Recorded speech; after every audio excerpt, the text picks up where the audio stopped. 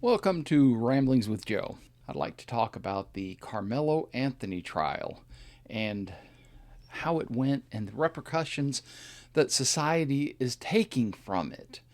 Here's the case kind of overview. So the case involved two students. I believe they were both 17, and Mr. Anthony entered. They were at some kind of track event, and he entered a tent, and I have heard that he just entered it of his own volition. I don't know if it was raining. I don't know if this was conjecture, but he was in a tent of the opposing team. So the opposing team had all their personal belongings in this tent. It's just kind of a place for sun to get out of the sun and maybe out of the rain. So he went in there, and the other team, all the members, told him he had to leave. The way that I understand it is that this was their personal area for their personal stuff, and he refused to leave. He's 17 years old. I'm sure he can survive a little bit of wetness. He wouldn't leave. As a matter of fact, eventually he sat down.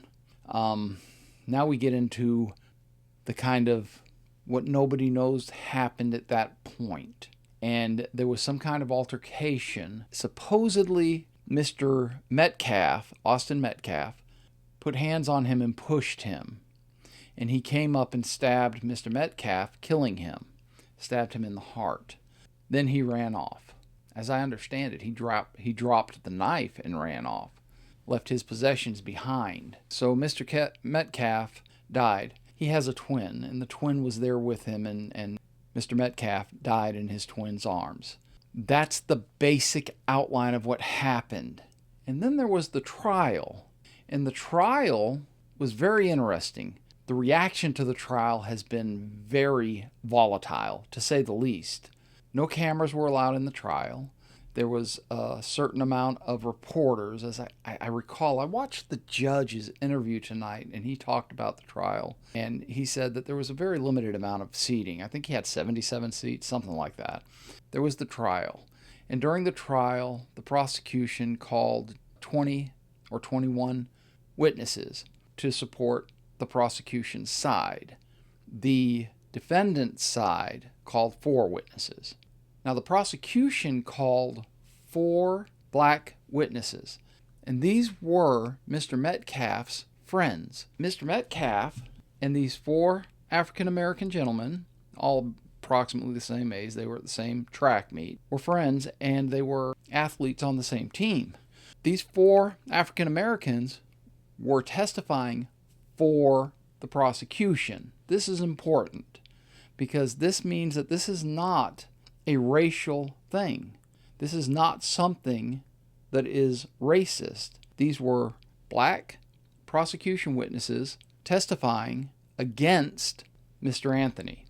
The problem with the trial is the jury. Supposedly, there were no black jurors on the jury. All of the black candidates were eliminated by either the legal process or the prosecution. The prosecution gets so many people that he can just say, I don't want this person on.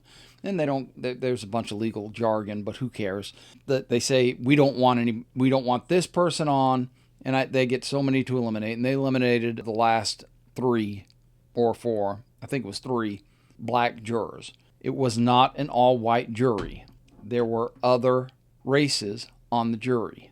It was not a white versus black thing. It was many different races, and that's also important. The prosecution calls 21 witnesses, 4 of whom are black witnesses.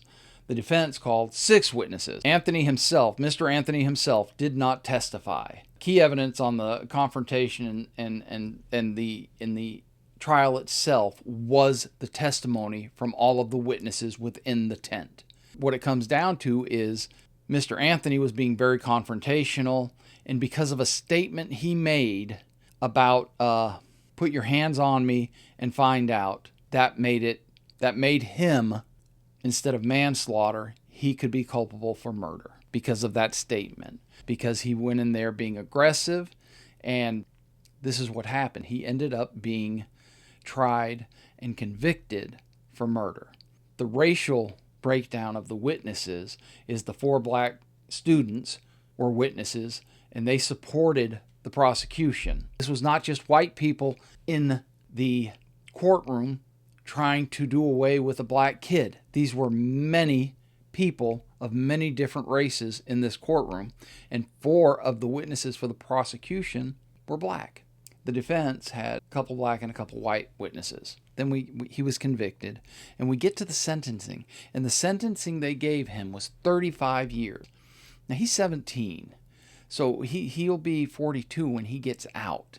That's a long time, but someone lost their life. Someone lost their life in a scuffle at a sporting event. Look, we've all been in high school. We all know what the deal is. I talked with my brother about this weekend, and we were talking. We used to get in fights in high school because it's high school, and you're not trained enough to have a peaceful outcome in everything you do.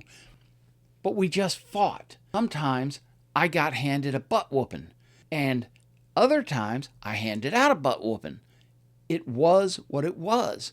At the time, during my time in high school, we had rifles in the trucks in the parking lot and in the cars in the parking lot. It was a daily thing in our lives just to have weapons around. It never crossed our minds to go get a gun and shoot the people we were fighting with. It was a fight. That's it. It's a different situation now. For some reason, kids think it's okay to stab or shoot one another, and it's not. And I'm not sure what the focus at home in their family situation is. But we need to fix this. We need to get back to the point where, I've always been taught that kids are monsters until we teach them not to be. And until you get out of, school, until you start understanding the ethics of interpersonal relationships, you're really just all kids are abusive to one another and are condescending and are ugly and are ridiculous. And on the other side of things, they're oversensitive. They take everything to heart. They're way too susceptible to all of the bullying going around, no matter whether they're strong or weak. The best bully in the world can be bullied by other people. Kids are monsters. We have to figure out how we get back to the point where we're not having our kids shoot one another. The 35 years that Mr. Anthony was given, the jury had a choice between, I think it was 1 and 99 years, and they went 35. So it wasn't even in the middle. It was on the lower end. And it sucks. And it's horrible that this happened. But a life was taken. And a life was taken over a shove, as far as I can understand. There was a weight difference of between 20 and 50 pounds between the two. I don't think anybody in that tent was out to kill Mr. Anthony. From all witnesses' accounts, they just wanted him to leave. Things got out of hand. They didn't get out of hand enough for someone to die. That's what happened. Now we move on to post-sentencing and the reaction that we're having in our communities around the nation, and the strife that it's causing between the two races. And I got to tell you, I think that for the most part, we're being played again. I think for the most part, we are not being told the truth about things. I'm going to set aside Mr. Anthony's parents because they have a horrible situation on their hands. I don't care what everybody says about what kind of money they got from this. I don't care what they're saying about what the parents are saying. They must be just completely tore up that this kid is on his way to prison for the next, I think they said 18 years is what he'll actually serve if he, behaves himself. I have to kind of look at the parents and say they're probably overwhelmed. They are putting out some very strong statements that are driving a wedge between the races again. But I'm going to write that off to the unbelievable emotional roller coaster they must be going on right now. What I won't write off are all of the politicians and all of the news reporters and all of the pundits that are coming out here and giving fake information, from the size of the knife to what the knife was for, to things that the witnesses never even said, to size differences between Mr. Metcalf and Mr. Anthony. All of these things that are just designed to bring hate toward different races at each other. We have to stop this. We have to be perfectly honest. Let's start with the knife. It was not a Swiss Army knife. I'm not saying that he shouldn't have had the blade. I carry a knife with me every day. My knife, this knife right here, the blade is 3 inches long. So his was a half an inch longer. That's the truth of the matter.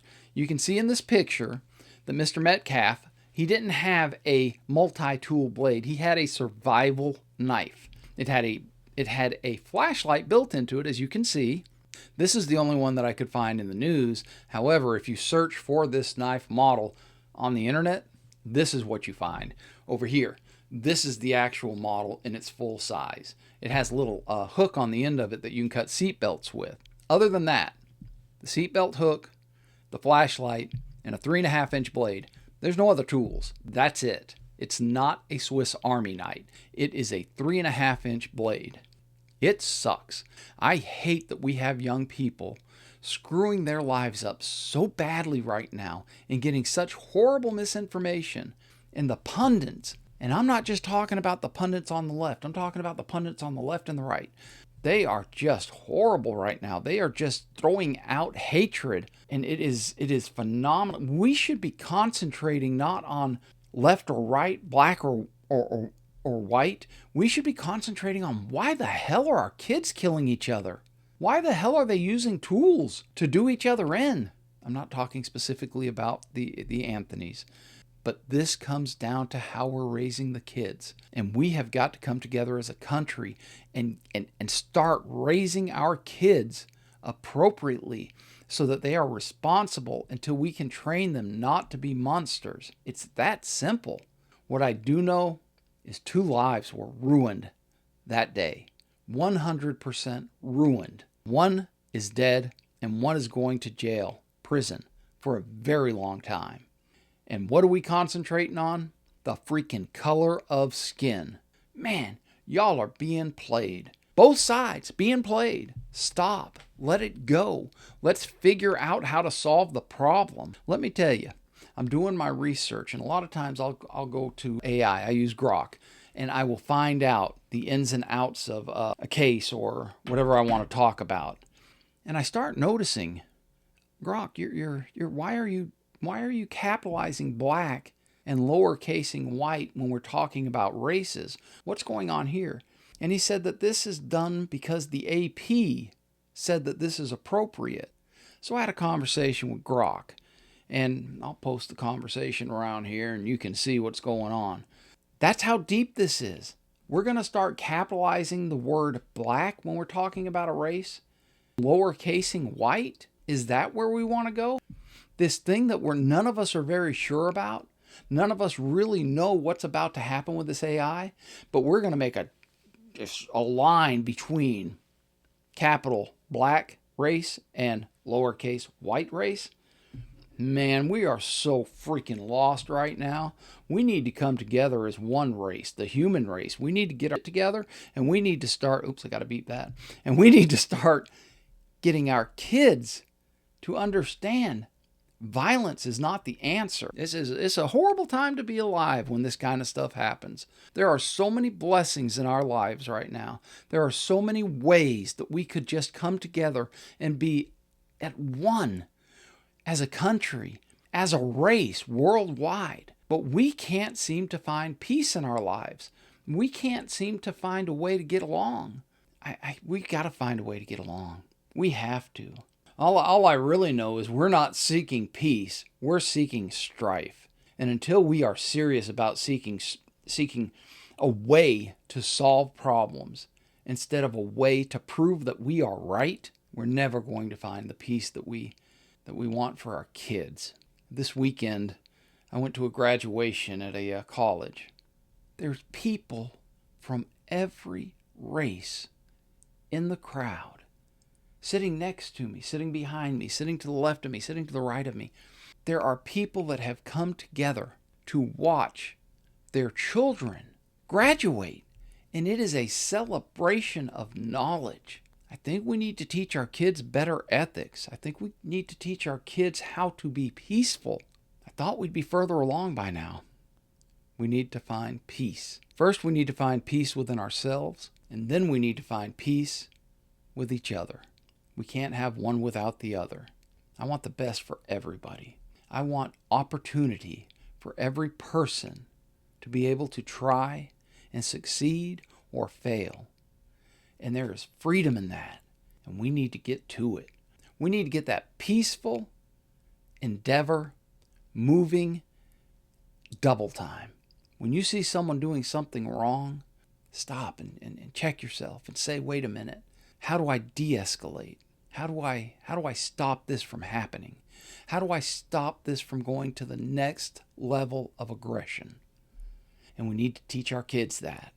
And we need to do it quick, because our kids, the kids that walked across that stage, they are our future. They are your grandchildren's stability of life. I hope that you guys all find a wonderful day tomorrow. I hope that you go out and find peace, love, and dream. I hope that you tonight pray for peace. Peace for yourself and peace for the world. Until next time, peace. Shalom.